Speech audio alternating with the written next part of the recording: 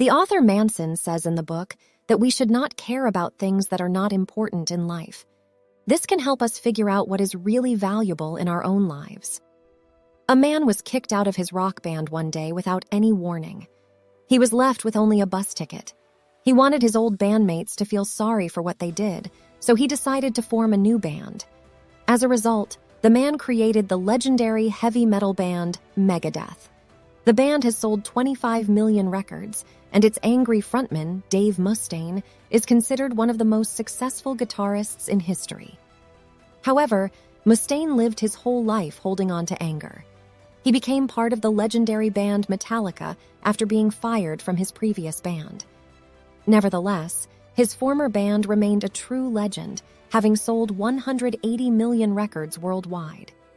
In a 2003 interview, Mustaine tearfully called himself a failure, despite achieving incredible success. Even after accomplishing so much, he still considered himself the person who was kicked out of Metallica. A similar incident occurred in 1962, 20 years prior. A rising band in Liverpool, England, was about to record their first album when their drummer, Best, was fired just 3 days before the recording session. In 1962, when Best was fired, the band brought in Ringo Starr as their new drummer and became the world-famous Fab Four, the Beatles. Best suffered from depression and even attempted suicide after being let go, but he was never able to form a successful band like the Beatles.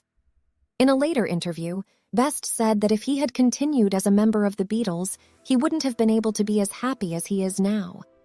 He was able to meet his wife after being fired from the band, and they went on to have a child, and through this process, he found more happiness in his loving family than in money or fame. Mustaine gained fame, but became unhappy, while Best, who turned his attention away from the Beatles and found his own worth, lived a happy life. We all have our own Metallica to care about, something that keeps bothering us and makes us unhappy. Comparing ourselves to others and belittling ourselves. We need to find our own value and be happy with who we are. The book, The Subtle Art of Not Giving a F*** CK, argues that putting too much energy into things that don't matter is a waste. Many people say, I need a better job and a great partner, a bigger house, or I have to spend more to be happy. These thoughts make us constantly compare ourselves to others. But the author of this book says to not nod along to these messages, but to tell them to shut up. To live a happy life, you don't need to pursue more things. You need to care less about them. We often react very sensitively to trivial things. We pay attention to even one question in a past exam, and we react sensitively to a word or expression.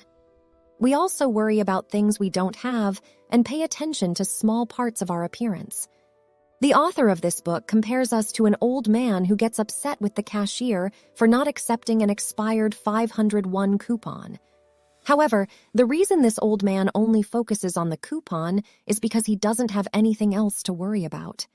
We too are overly sensitive to trivial things like a single test question or a word or expression, and we worry about things we don't have and even small parts of our appearance. Therefore, if we are too focused on someone's one word, one test question, or one unpleasant behavior, it means that we do not have more important things in our lives. This book recommends that we pay less attention to small and trivial things and focus more on the important things in our lives. The more we desire something, the more we feel a sense of lack for not having it. Because of this sense of lack, we tend to focus on small things and long for new things, a nicer appearance, or more love and attention. However, this behavior of wishing emphasizes that we do not have what we want, and this makes us appear more impoverished and lonely. Make it easy. The book, The Art of Not Giving a F** CC, gives some good advice. To focus on something, we need to think about how important it is to us.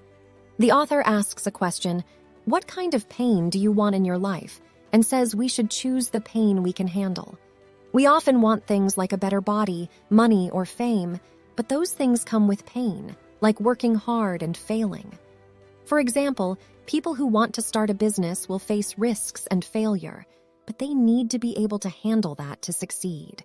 So, instead of just thinking about what makes us happy, we should also think about what kind of pain we can handle and what we're willing to go through to achieve our goals.